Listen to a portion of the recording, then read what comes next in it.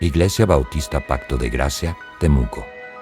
Este sermón se titula Evangelio sin cadenas, resistiendo a los esclavizadores espirituales, basado en Gálatas, capítulo 2, versículos del 1 al 5.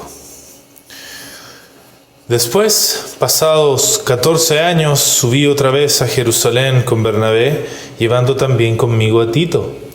Pero subí según una revelación, y para no correr o haber corrido en vano, expuse en privado a los que tenían cierta reputación el evangelio que predico entre los gentiles. Mas ni aun Tito, que estaba conmigo, con todo y ser griego, fue obligado a circuncidarse. Y esto a pesar de los falsos hermanos introducidos a escondidas, que entraban para espiar nuestra libertad que tenemos en Cristo Jesús, para reducirnos a esclavitud, a los cuales ni por un momento accedimos a someternos, para que la verdad del Evangelio permaneciese con vosotros.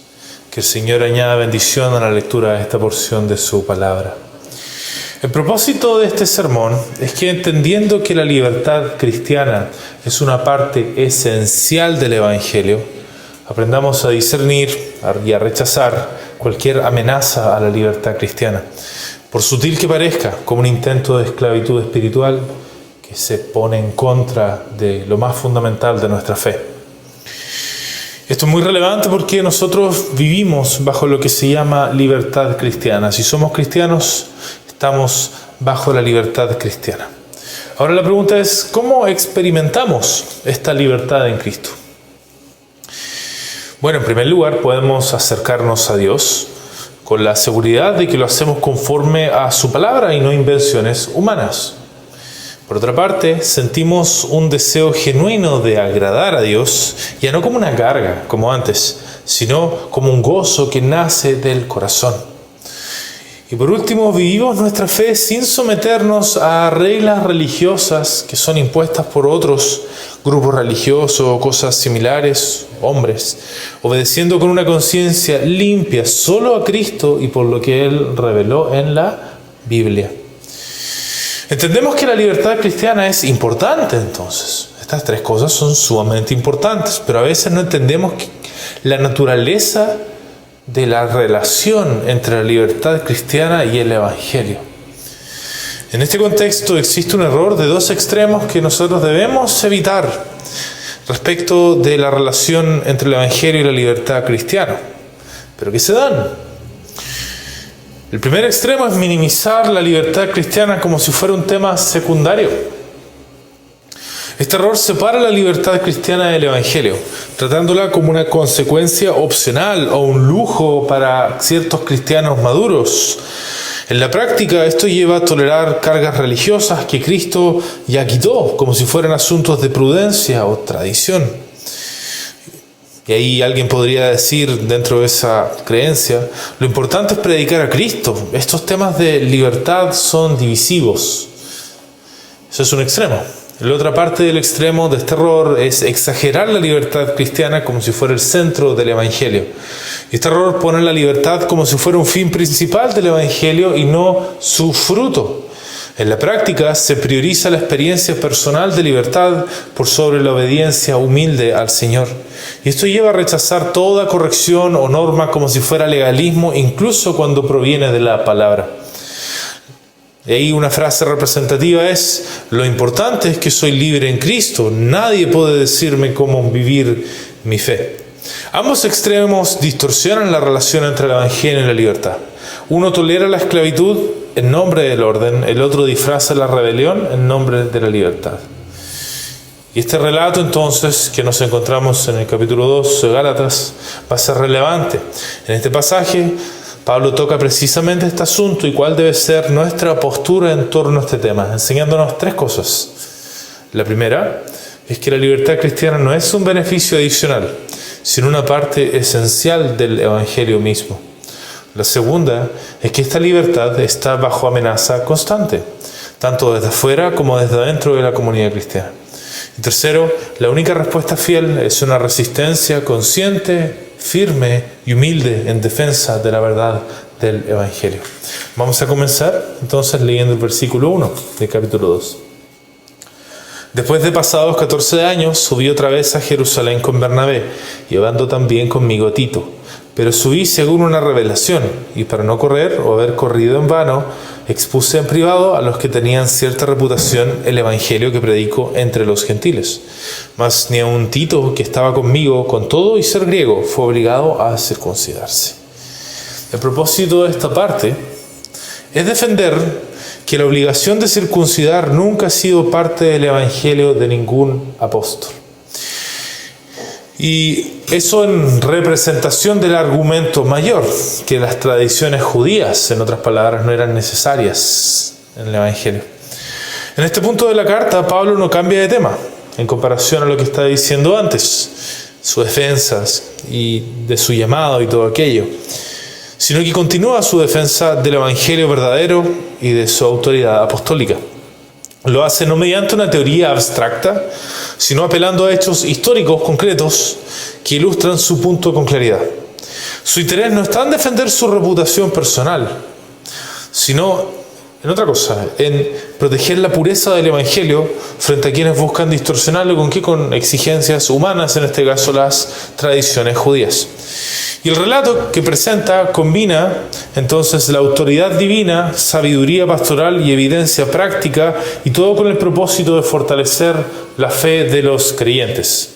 Entonces, al leer este pasaje tenemos que prestar atención no solo a lo que Pablo dice, sino a por qué lo dice y cómo lo argumenta. No con ansiedad, sino con una convicción reposada. Vamos a ver cómo lo hace. Lo hace con una declaración, una aclaración y después otra declaración. La primera declaración es esta: después, pasados 14 años, subí otra vez a Jerusalén con Bernabé, llevando también conmigo a Tito. Después, pasados 14 años, dice Pablo. Pongámonos un poco, hagamos una breve cronología de la vida de Pablo para ver de qué se trata después de pasados 14 años. Primero, Cristo se le aparece en el camino. Ahí vemos la conversión de Pablo. Y luego llega a Damasco. Y ahí recibe la vista por medio de Ananías. Él predica brevemente ahí mismo en Damasco y luego se retira a Arabia por un periodo de tiempo. Y ahí probablemente es preparado y tiene comunión directa con el Señor Jesucristo resucitado. Y luego de eso vuelve a Damasco. Y luego de 3 años en los que él estaba en esos asuntos, sube a Jerusalén para conocer a Pedro por primera vez. Y después huye por persecución de ahí. Y va a las regiones de Siria y Cilicia. Y ahí luego continúa su ministerio lejos de Judea. A partir de eso, entonces, Pablo está diciendo, pasados 14 años, entonces, ¿14 años de qué? Y esta es la parte clave de lo que está diciendo. 14 años, de un ministerio estable, de un ministerio continuo y con fruto espiritual. Y de hecho, las mismas iglesias de Galacia habían sido plantadas en ese periodo. El punto de Pablo aquí claramente es nuevamente rebatir la noción de que él era dependiente de los apóstoles. Su ministerio funcionó sin problemas y sin otros apóstoles durante 14 años y tuvo fruto. Entonces, esto era otra forma de defender su posición. Luego, él dice, subí otra vez a Jerusalén con Bernabé. ¿Quién era Bernabé en el contexto de esto? Bernabé era un levita natural de Chipre, llamado originalmente José, pero los apóstoles le pusieron por sobrenombre Bernabé, que significa hijo de consolación. Él fue quien presentó a Pablo ante los apóstoles cuando nadie confiaba en su conversión. Fue compañero cercano de Pablo en el primer viaje misionero y fue un testigo clave de cómo Dios salvaba a los gentiles sin imponerles el yugo de la ley de Moisés. ¿Por qué lo menciona Pablo entonces a Bernabé aquí? Porque él era un judío respetado en la iglesia, tenía la confianza de los apóstoles. El punto de Pablo es que el evangelio que predicaba, con todas sus implicaciones, eran aprobadas por judíos tan respetados como Bernabé. Y luego dice, llevando también conmigo a Tito. ¿Quién era Tito? Tito era un creyente gentil convertido bajo el ministerio de Pablo. Y uno de sus colaboradores, de hecho, más cercanos en la obra del Evangelio. A diferencia de Timoteo, que era otro, de los colaboradores, Tito no tenía sangre judía y nunca fue circuncidado, justamente porque Pablo quiso mantener firme el principio de que la justificación es por la fe y no por las obras de la ley. Entonces fue una evidencia viviente de que un gentil incircunciso podía plenamente ser salvo y aceptado por Dios. ¿Y por qué lo menciona? Porque su sola presencia en Jerusalén, como creyente aceptado, sin circuncisión, reforzaba el argumento de Pablo. El evangelio que predicaba no exigía rituales mosaicos, como decían los judaizantes. Esa es la declaración primera, entonces, que él hace respecto de sus acompañantes y por qué lo dice. Luego viene una aclaración de Pablo. Dice: pero subí según una revelación, y para no correr o haber corrido en vano, expuse en privado a los que tenían cierta reputación el evangelio que predico entre los gentiles. Lo primero que dice es: pero subí según una revelación. En contraste, haberlo hecho ¿cómo? Por cuenta propia, porque se me ocurrió, o porque los apóstoles me mandaron. Nuevamente, refuerza su apostolado, su independencia, o más bien dicho, su dependencia directa de Cristo. Y luego dice: y para no correr o haber corrido en vano, expuse en privado de los que tenían cierta reputación el evangelio que predicó entre los gentiles. El punto de Pablo era que temía que lo que estaba haciendo en términos de su ministerio en ese momento, y lo que había estado haciendo desde hace 14 años, pudiese echarse a perder por algún malentendido o por la deshonestidad de alguno. Por eso se fue a la segura, por decirlo de una forma, y no expuso su evangelio en público, ni tampoco lo expuso a cualquiera, sino en privado, y aquellos de los que podía garantizar una recepción con integridad, que iban a escucharlo con integridad, no buscando destruirlo, sino verdaderamente y con sinceridad y con diligencia entender lo que estaba tratando de decir. El punto aquí es que lo que habló no se lo habló cualquiera, sino que a figuras de reputación. Entonces, esa es la aclaración que hace Pablo, que es de cierta forma anticipando cualquier objeción. Y por último, declaración, la última: mas ni aun Tito, que estaba conmigo con todo y ser griego, fue obligado a circuncidarse.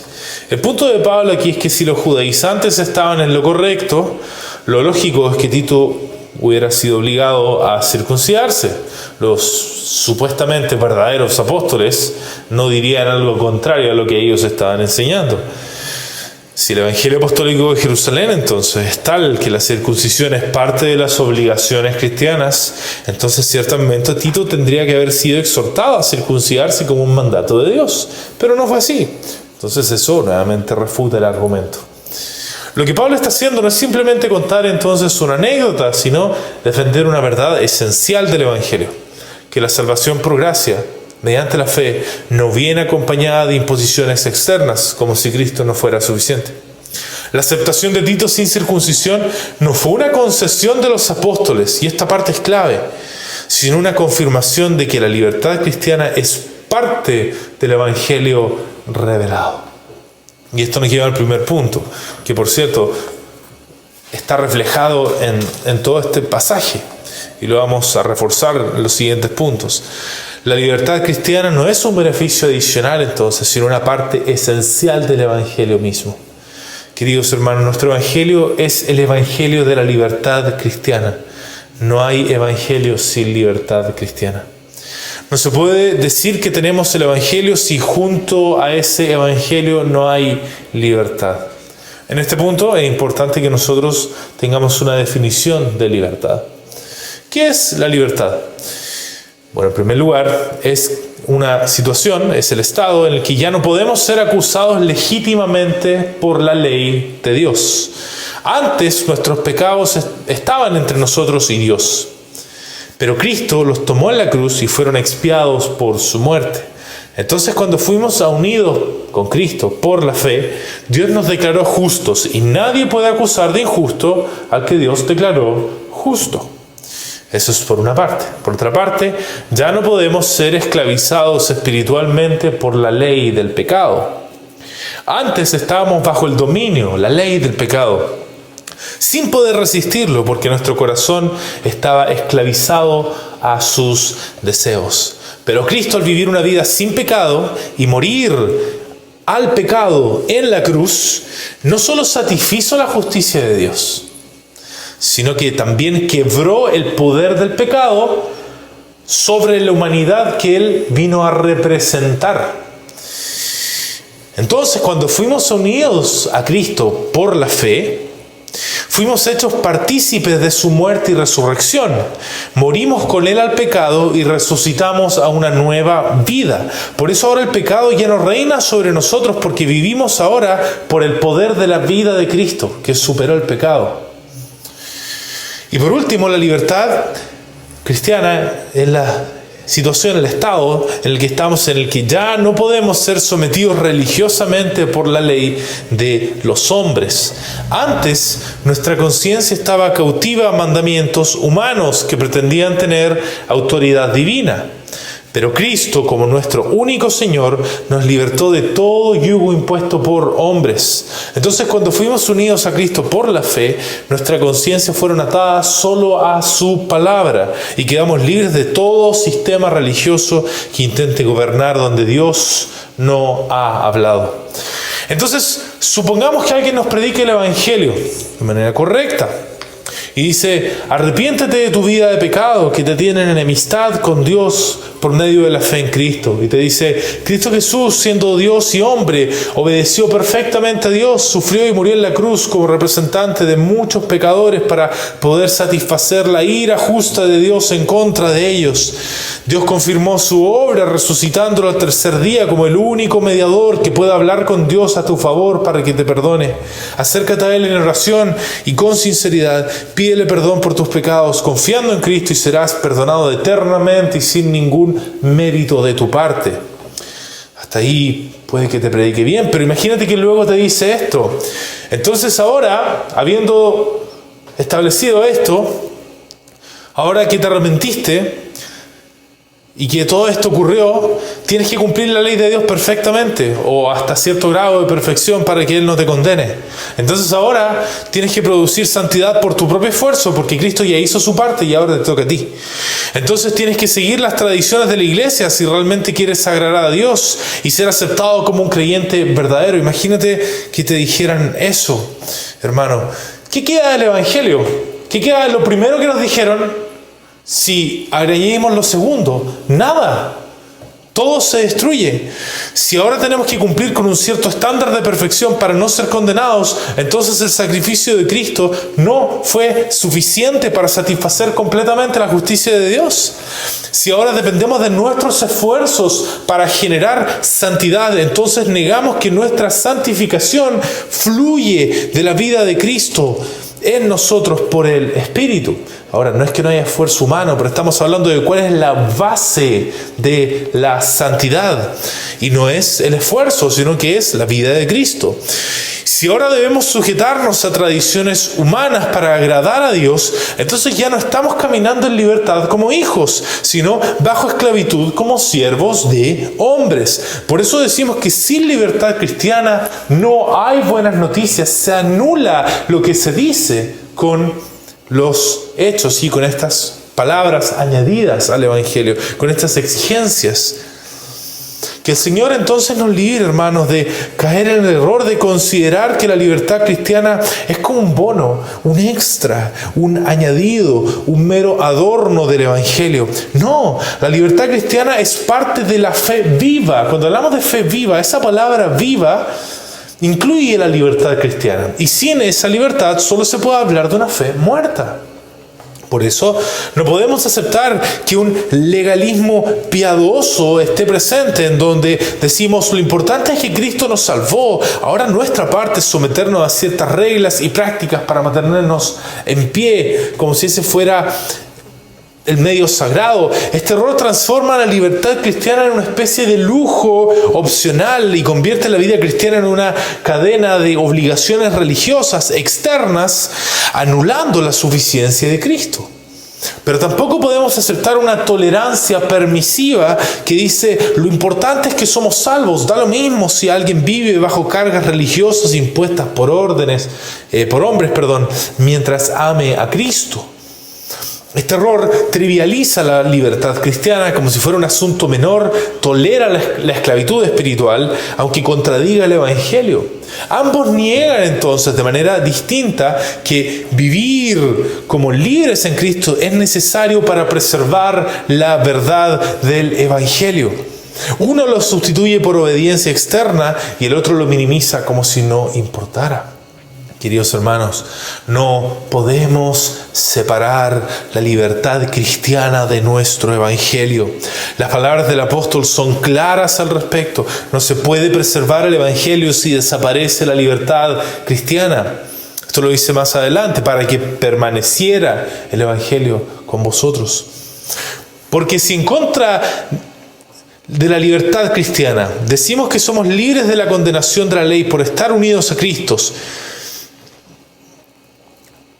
pero después decimos que debemos lograr algunas cosas para no ser condenados por la ley, entonces nos estamos contradiciendo. Eso no es libertad, es otra forma de esclavitud legal. Si decimos que Cristo nos liberó del poder del pecado, pero luego enseñamos que debemos vencerlo solos con esfuerzo humano y sin dependencia vital de Cristo, entonces negamos su obra continua en nosotros. Eso no es libertad, es esclavitud al fracaso y a la culpa. Y si decimos que nuestra conciencia está sujeta solo a Dios por su palabra, pero permitimos que se nos impongan mandamientos humanos como si fueran voluntad divina, entonces ya no caminamos como hijos libres, sino como esclavos de hombres. Y eso no es libertad, querido hermano, eso es servidumbre religiosa.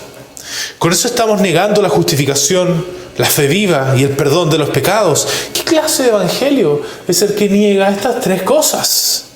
Uno falso solamente. Esto tiene que ver con la suficiencia de Cristo y las condiciones bajo las cuales el cristiano tiene estas cosas: la justificación, la fe y el perdón de los pecados. Si Cristo es suficiente para que el cristiano sea justo, santo e hijo de Dios, entonces al cristiano no le falta lograr nada para tener estas cosas. En este sentido, la libertad cristiana es incondicional. No importa lo que logremos o no logremos, somos libres de la maldición. No importa lo que logremos o no logremos, somos libres del dominio del pecado. No importa lo que logremos o no logremos, somos libres de obligaciones a tradiciones humanas. Todos los logros necesarios para que tengamos libertad los cumplió Cristo. Por eso debemos decir que todo evangelio que en palabra o hecho condicione la libertad a logros humanos es falso.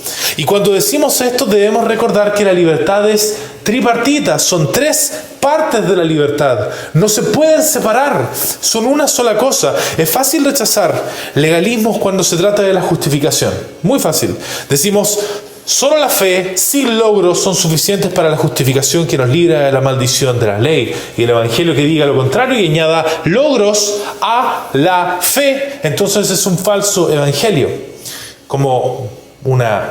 Estamos hablando de como una condición necesaria, digamos, para ser justificados. Entendemos que siempre está presente como evidencia, por supuesto, no estamos negando eso, pero no como una causa. Ahora, ¿pero qué hay de las otras dos partes de la libertad? Y esto es sumamente importante, hermanos, no podemos dejarlo de ir. La del dominio del pecado y de las tradiciones humanas. Queridos hermanos, recordemos que la unión con Cristo es una.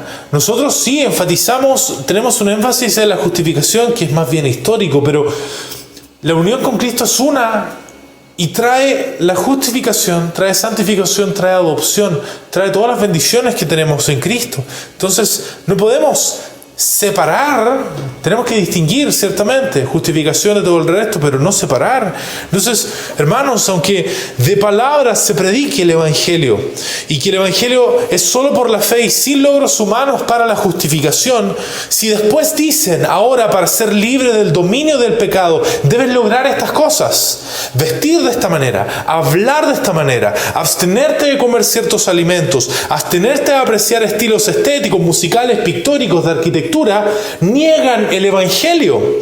Ojo, que no nos referimos a meros llamados a ser prudentes en el contexto de cada uno, en donde abstenerse podría ser lo prudente, lo sabio en ese momento, sino que nos referimos a cuando se plantea que aparte de lo que el Señor hace en nosotros al cambiar nuestro corazón, cuando nos regeneró y nos dio fe, aparte de eso es necesario lograr estas cosas en la vida, de tal manera de no ser dominados por el pecado. A eso nos referimos, y lo que se implica aquí es que de no lograr adoptar estas formas externas, sería inevitable que pecáramos tarde o temprano. Esto destruye el Evangelio, hermano. Esto niega el Evangelio que se predica, y es algo que nosotros debemos rechazar como una herejía condenable. Esto es serio. La libertad y el Evangelio son una unidad orgánica, no se pueden separar. No podemos separarla. También, querido hermano, aunque de palabras se predique el Evangelio solo por la fe y sin logros humanos para la justificación, si después dicen ahora, para ser libre del dominio de tradiciones de hombres, te falta lograr ciertas cosas, estudiar lo que dice tal o cual hermano experto en esa área, debes alinearte con esa corriente particular para tener verdadero discernimiento, debes sujetarse a estas normas eclesiásticas no explicadas ni implicadas en la Biblia como señal de madurez, niegan el Evangelio. Ojo, que no nos referimos a meros llamados a estudiar la sabiduría bíblica que podemos encontrar en la tradición o a considerar aplicaciones de hermanos expertos.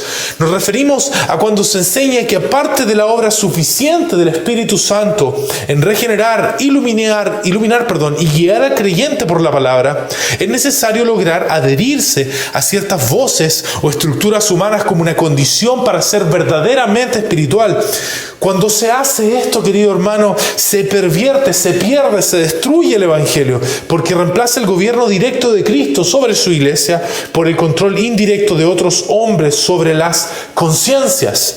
Así que, queridos hermanos, cuando pensamos en el Evangelio, no solo pensamos en la justificación, sino que toda la vida de libertad que fluye de nuestra unión con Cristo. Por tanto, decimos que todo evangelio que no preserve esta libertad en sus tres partes, en la justificación, en la santificación, en la obediencia y en la adopción, no es el evangelio de Cristo. Si no es el evangelio de Cristo, no tiene poder para salvar, no tiene poder para sostener, ni para transformar, y por tanto debe ser rechazado.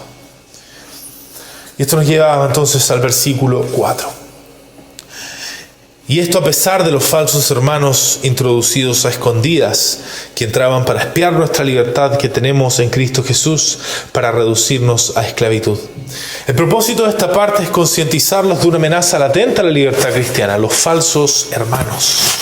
Pablo acaba de defender el Evangelio de la Gracia, mostrando cómo incluso Tito, que era un gentil que no tenía la circuncisión, fue aceptado sin añadidos rituales.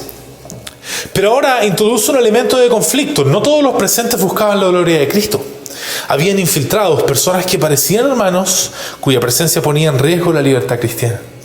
Pablo no solo informa un hecho, sino que alerta sobre una amenaza activa, concreta y espiritual dentro de la iglesia. Esto lo hace a través de una cláusula y dos afirmaciones de propósito. La cláusula, es esta. Y esto a pesar, o a causa de, en griego, de falsos hermanos introducidos a escondidas. Tito no fue obligado a circuncidarse a pesar de que habían presentes falsos hermanos, pero también aplica que lo haya hecho a causa de ellos, para proteger el Evangelio. ¿Quiénes son los falsos hermanos introducidos a escondidas de los que habla Pablo? Bueno, son personas que no han nacido de nuevo, pero profesan fe y se integran visiblemente en la iglesia, se hacen miembros, muchas veces con gran celo y apariencia de piedad. Pablo dice que fueron introducidos a escondidas, es decir, no fueron llamados por Dios ni reconocidos por los apóstolos, sino plantados en medio del pueblo por el maligno. Son instrumentos para la maldad. Aprenden cómo hablan los cristianos, aprenden cómo oran los cristianos, aprenden qué confiesan los cristianos, aprenden inclusive cómo defender la, entre comillas, sana doctrina para usurpar autoridad. Pero no lo aprenden, porque amen a Cristo, sino por otra agenda. ¿Qué agenda? Y ahí viene la afirmación primera de Pablo, que entraban para espiar nuestra libertad que tenemos en Cristo Jesús. Su agenda involucra espiar la libertad en Cristo Jesús. Ahora, ¿en qué sentido la espiaban?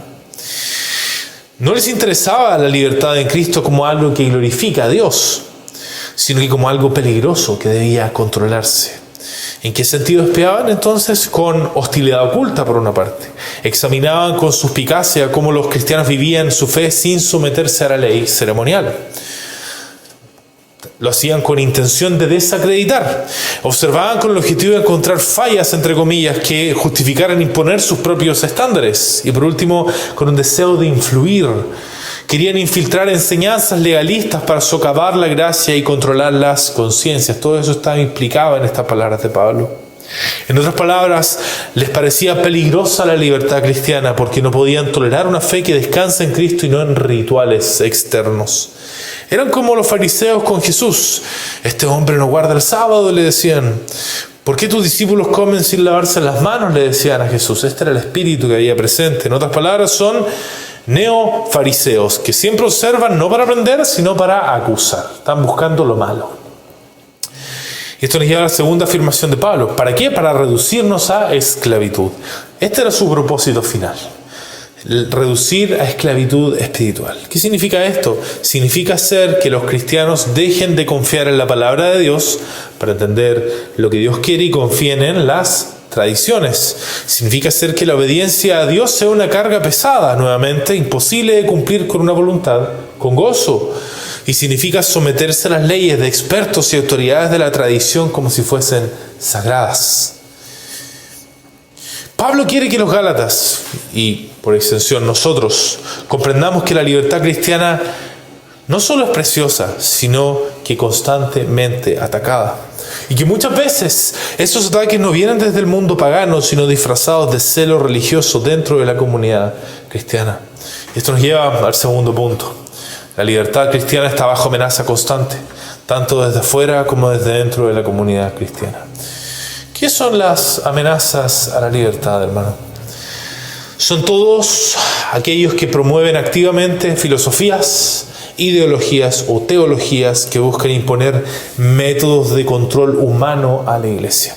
¿Cuáles son los medios de control humano que existen para controlar la voluntad humana?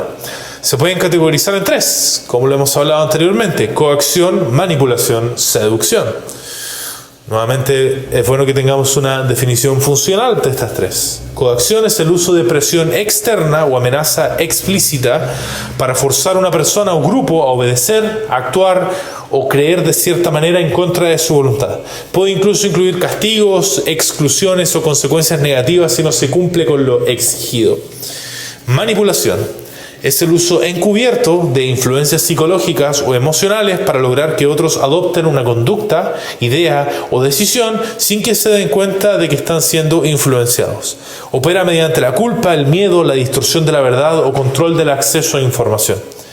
Y la seducción, que es el uso de atracción o encanto superficial para ganar la lealtad o el consentimiento de otros, apelando a deseos legítimos como pertenencia, propósito o relevancia, pero conduciendo a una dependencia, que las personas dependan de esto no saludablemente de quien ofrece estos beneficios. Cada uno de estos métodos está relacionado con algún aspecto de la libertad cristiana. La coacción está relacionada con la libertad de la maldición de la ley.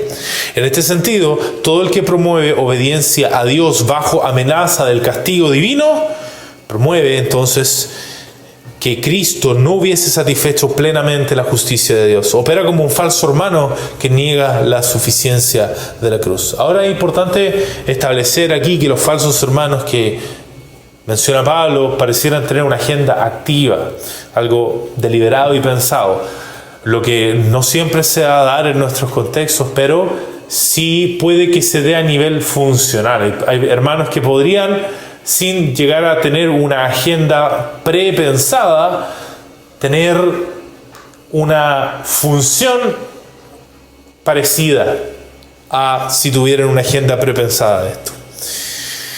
Y bueno, opera entonces como falsos hermanos que niegan la suficiencia de la cruz, los que promueven la coacción. Entonces, a nivel más genérico, podríamos representarlo como: si no haces esto, Dios se apartará de ti y te maldecirá. Una versión quizás más reformada de esto podría decir: claro que eres salvo por fe, pero si no obedeces suficientemente, Dios volverá a estar airado contigo. Y cuando se trata de imponer políticas a nivel de iglesia, alguien podría decir: como iglesia advertimos que quienes no se sometan a este estándar de obediencia ponen en riesgo su comunión a nivel objetivo con Dios. La manipulación está relacionada con la libertad de las tradiciones humanas, pasando al siguiente medio.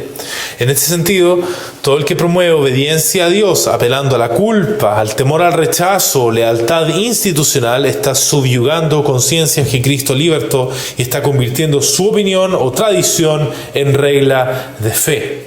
Entonces, dicen: un cristiano de verdad no pensaría como tú. ¿Estás seguro de que naciste de nuevo? O no estamos diciendo que no eres creyente, pero si realmente amaras la verdad, tendrías la misma opinión de nosotros en esta situación particular. O también: esta es la postura oficial de nuestra iglesia. Examinarla críticamente demuestra una falta de discernimiento espiritual.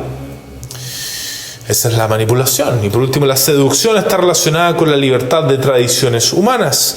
En este sentido, todo el que promueve obediencia a Dios a través de recompensas emocionales, promesas de éxito o espiritualidad visible, presenta una piedad que depende de técnicas externas en vez de la nueva vida que fluye de la unión con Cristo. Entonces, ahí dicen: aquí si vas a encontrar un ambiente diferente, más profundo, más reverente, más verdadero. Dios bendice especialmente a las iglesias que mantienen nuestras formas, nuestro énfasis. Ahí está el verdadero mover del Espíritu. Y también todos los ministerios deben adoptar estas formas de hablar, de vestir, de escoger arte, etc. Porque es por medio de ellas que Dios otorga un mayor grado de santificación y bendición. Ojo, no es problema que haya unidad de formas, haya uniformidad, sino que en pensar que la forma trae una bendición especial como si fuera un medio de gracia, esa forma humana, tradicional. No es así. Estas personas pueden ser llamadas falsos hermanos si es que promueven este tipo de cosas y las defienden como si fuese sabiduría de Dios para la iglesia. Y el punto es que se nos advierte en la palabra que este tipo de personas estarán presentes durante todo el tiempo de la iglesia.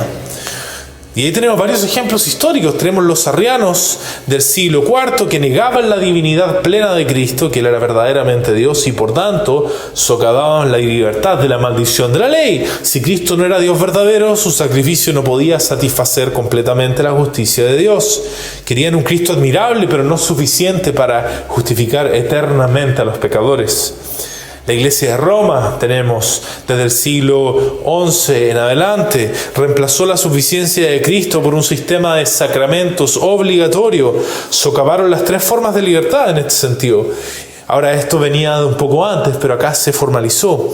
Impusieron penitencias bajo amenaza de condenación, y en ese punto socavan la libertad de la maldición de la ley. Enseñaron que el creyente dependía del sacerdocio y de los sacramentos para progresar en santidad, y en ese sentido socavan la libertad del dominio del pecado. Y por último, obligaron a sujetarse a costumbres humanas como dogmas, y eso socava la libertad de tradiciones humanas. Tenemos a los arminianos remonstrantes del siglo XVII. Sostuvieron que la elección dependía de la fe prevista y que la gracia podía ser resistida.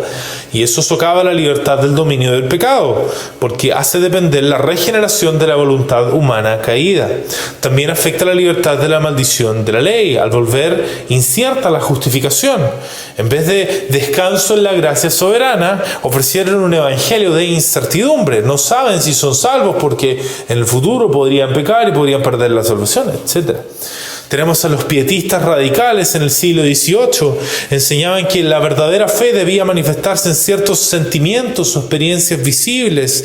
Ellos socavan la libertad de las tradiciones humanas porque convierten expresiones culturales subjetivas de emociones y expresiones de lágrimas y de llanto y ese tipo de cosas en básicamente estándares de espiritualidad. Y también minaban la libertad del dominio del pecado al definir la madurez cristiana por emociones en vez de por la unión con Cristo.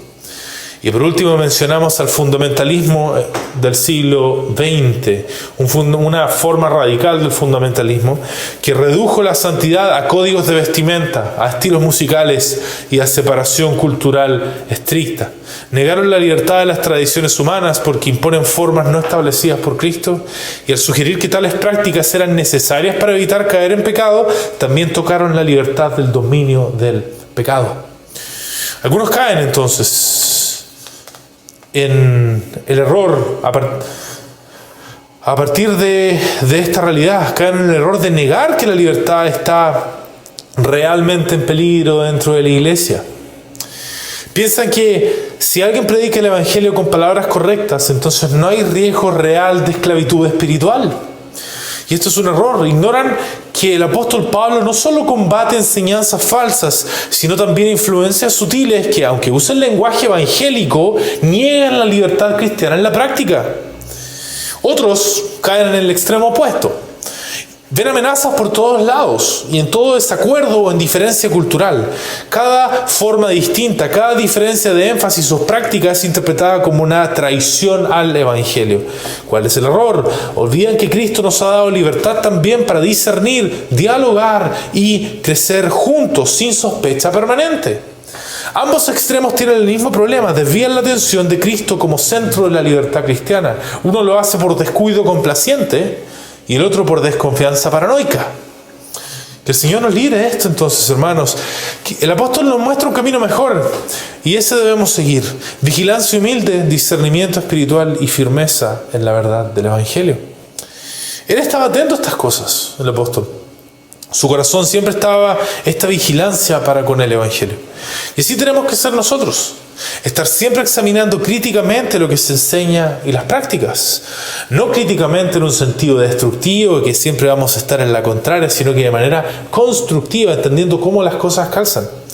Tampoco por contienda, sino que por un sincero amor a Dios, sabiendo que Él se goza en usar a humanos falibles para su enseñanza, y por tanto nosotros respetamos aquello. Para eso también es importante que estemos estudiando, eso sí, profundizando la palabra constantemente. De otra manera vamos a estar ciegos o bien distraídos para cuando vengan estas amenazas. Qué triste pensar en una iglesia en donde desaparece el Evangelio a nivel real, aunque se pueda decir en palabras de manera correcta, desaparece por una negación en la práctica, por causa de negligencia de cristianos que, diciendo amar el Evangelio, no estaban atentos y ahora perdieron el corazón de su iglesia. Esto nos lleva al versículo 5 entonces. A los cuales ni por un momento accedimos a someternos para que la verdad del Evangelio permaneciese con vosotros. El punto de esto es iluminarnos de la importancia de la defensa de la libertad cristiana. La permanencia del Evangelio depende, como decíamos, de esta. Hasta aquí Pablo ha relatado hechos que podrían parecer anecdóticos o personales, pero ahora subraya la intención espiritual detrás de sus acciones. No se trataba simplemente de una diferencia de opinión esto, sino de una situación con implicaciones profundas para la salud del Evangelio. En este punto Pablo deja ver que su reacción no fue emocional, no fue accidental tampoco, sino el resultado de una convicción teológica deliberada. Y esto lo hace a través de una negación enfática y una cláusula de propósito. La negación enfática es esta: a los cuales ni por un momento accedimos a someternos. Ni Pablo, ni Bernabé, ni Tito se sometieron ni por un momento a las enseñanzas de estos hombres. El punto de esto es que ni siquiera tuvieron deferencia para ellos. Ni siquiera lo hicieron, ni siquiera se preocuparon de si ellos iban a desagradarse por esto o no. Ni siquiera lo hicieron para mantener una relativa falta de tensión. No les importó que hubiera tensión en este punto. Así de grave era la situación. Es necesario que diga esto para entender lo intolerable, lo inaceptable que era esto. Ellos estaban tocando lo más valioso, estaban tocando la perla de gran precio. Por eso a Pablo no hizo nada para agradarles, ni tampoco gastó esfuerzo en evitar que hubiera tensiones o que se desagradaran, nada. Cuando se trata de la verdad de la libertad cristiana, Pablo no se dio ni un milímetro. Pablo era capaz de Negarse en ese sentido de abstenerse de ciertas cosas por amor a los hermanos. Pero en este punto él no cedió ni un milímetro. Y esto es importante, significativo. Esa es entonces la negación enfática. Pero luego viene la cláusula de propósito para que la verdad del Evangelio permaneciese con vosotros. Esta parte es clave y resalta la gravedad de esto. Si Pablo les daba deferencia, si Pablo se somete por un momento a este tipo de cosas, la verdad del Evangelio no permanece con ellos. Esta es la gravedad, esta es la importancia de la libertad cristiana. Lo que está en juego no es un detalle menor, sino la verdad misma del Evangelio y su permanencia entre los creyentes. Por eso Pablo demuestra que cuando se trata de la libertad en Cristo, la única respuesta fiel es resistir con firmeza y sin concesión alguna. Y esto nos lleva al último punto. La única respuesta fiel es una resistencia consciente, firme y humilde en defensa de la verdad del Evangelio. Queridos hermanos, no hay otra respuesta prescrita por la palabra cuando se trata de la libertad cristiana. La resistencia consciente, firme y humilde. Es consciente, en primer lugar, porque es una oposición deliberada. Es informada y motivada por convicciones claras del Evangelio. No es reacción emocional o impulsiva, es importante decir esto. Tampoco está motivada por nada que sea carnal, sino una decisión nacida del entendimiento de que ceder en la libertad cristiana es ceder en el Evangelio mismo. Estad pues firmes, dice Pablo, en la libertad con que Cristo nos hizo libres. Más adelante vamos a estudiar ese pasaje. Es consciente entonces, pero también es una resistencia firme, es una perseverancia inquebrantable que no cede ni un momento, ni un centímetro ante ideas prácticas o presiones que esclavicen la conciencia.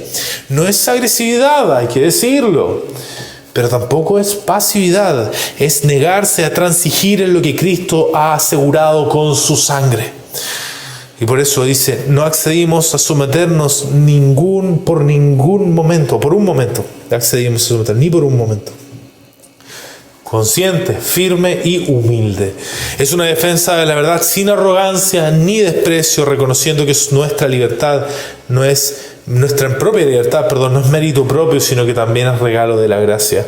La humildad no debilita la convicción, la purifica. Nos lleva a hablar con claridad, con firmeza, pero también con mansedumbre. El siervo del Señor no debe ser contencioso, dice la palabra, sino amable para con todos. ¿Con qué? Con mansedumbre, corrija a los que se oponen. Entonces debemos huir de dos extremos. El primero, la ingenuidad pasiva. Ese error consiste en negar o minimizar que la libertad cristiana está realmente bajo ataque en nuestros días. Alguien podría decir, esto pasaba en tiempos de Pablo, pero la iglesia ya está establecida en estos días. No exageremos, todos somos cristianos aquí. Este error ignora la enseñanza explícita de las Escrituras que advierte constantemente falsos hermanos, doctrinas humanas, tradiciones que esclavicen, doctrinas de demonios inclusive. El resultado, se baja la guardia, se permite formas sutiles de esclavitud doctrinal, ética o eclesial también, y se termina cediendo terreno al error bajo la apariencia de paz. Segundo extremo, sospecha combativa. Este error consiste en ver amenaza en todo y en todos, convirtiendo la libertad cristiana en una excusa para la insubordinación y el juicio prematuro. Toda estructura es legalismo, alguien puede decir. Cualquier consejo pastoral es manipulación, y este error confunde la libertad con una autonomía absoluta y termina rechazando la buena autoridad, la disciplina bíblica y la sana tradición por temor a ser controlado. Y el resultado es que se cultiva la división, la desconfianza y la arrogancia espiritual, debilitando la comunión y la edificación mutua. Queridos hermanos, entonces, aunque lo perdamos todo, debemos resistir estas enseñanzas. Resistir es trabajo. Puede que haya tensiones involucradas inclusive, pero lo que está en juego es demasiado importante para dejarlo pasar. Pero nuevamente, cuando hablamos de resistencia, jamás hablamos de revolución. No es lo mismo, no estamos hablando de eso. Ni tampoco hablamos de violar libertad cristiana de otros para hacerlo, sino que mostramos mansedumbre y amor, buscando siempre reconocer lo que el otro tiene en su conciencia en Cristo primero. Ahora, ¿cómo se expresa eso hacia el liderazgo, hacia el hermano y hacia los de afuera? Y con esto vamos a terminar. Hacia el liderazgo, tiene que ser consciente. Reconoce la autoridad legítima de los pastores, con los ancianos como siervos de Cristo, pero no entrega su conciencia a órdenes, tradiciones o estructuras no respaldadas por la palabra. Obedeced a vuestros pastores. ¿Por qué? Porque ellos velan por vuestras almas, pero solo en aquello que Cristo ha mandado, por supuesto. Está limitada su autoridad. Es firme también con ellos, con el liderazgo. Cuando el liderazgo impone cargas no establecidas por Dios, la resistencia no vacila. Como los apóstoles dijeron, es necesario obedecer a Dios antes que a los hombres. Y tiene que ser humilde, se dirige con respeto, oración y amor, buscando restaurar, no derribar. No reprendas al anciano con dureza, dice la palabra, sino exhórtale como un padre. Eso es hacia los liderazgos entonces. Hacia los hermanos en la fe, ¿cómo lo hacemos? Bueno, primero, consciente tiene que ser. Tiene que distinguir entre convicciones personales y mandamientos de Dios. No impone su libertad ni acepta que otros impongan sus reglas como si fueran divinas. Cada uno esté plenamente convencido en su propia mente, dice Pablo. Tiene que ser firme con los hermanos también. No tolera que se enseñe como doctrina lo que es una aplicación personal. ¿Por qué se os sujeta a ordenanzas conforme a mandamientos y doctrinas de hombre? Dice la palabra. Tiene que ser humilde para con ellos también. Enseña con mansedumbre y está dispuesto a escuchar, corregir y también ser corregido, por supuesto. Recíbanse unos a los otros, dice, como también Cristo nos recibió. Y hacia los de afuera, hacia los incrédulos o a los falsos hermanos. Tiene que ser consciente, reconoce las amenazas ideológicas y doctrinales que buscan esclavizar, no es ingenuo. Algunos se han introducido encubiertamente, dice Pablo, dice Judas, impíos que convierten en libertinaje la gracia de nuestro Dios. Firme para con ellos también. No se deja seducir ni negociar el evangelio por pragmatismo o presión cultural. No participéis en las obras infructuosas de las tinieblas, dice, sino más bien reprenderlas. Y humilde para con ellos, aún corrigiendo el error, lo hace esperando que Dios conceda arrepentimiento. Con mansedumbre corrija a los que se oponen, dice las Escrituras. Concluimos con esto entonces. La libertad cristiana entonces es parte esencial del Evangelio, no es un accesorio opcional. Sin libertad de la maldición de la ley no hay justificación completa. Sin libertad del dominio del pecado no hay vida nueva en Cristo. Sin libertad de tradiciones humanas no hay obediencia que honre al Señor de la conciencia. Segundo, esta libertad está siempre bajo amenaza externa e interna y debemos discernirla. El mundo quiere imponer sistemas de culpa y mérito. Los falsos hermanos disfrazan control como celo espiritual. Y los creyentes sinceros pueden caer en formas de legalismo práctico.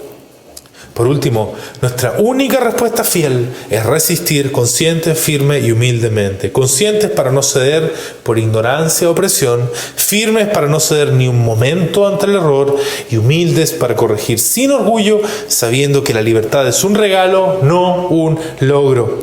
Hermanos, no entreguemos por conveniencia lo que Cristo ganó con su sangre. Permanezcamos libres para que el Evangelio permanezca con nosotros. Que el Señor confirme esta enseñanza.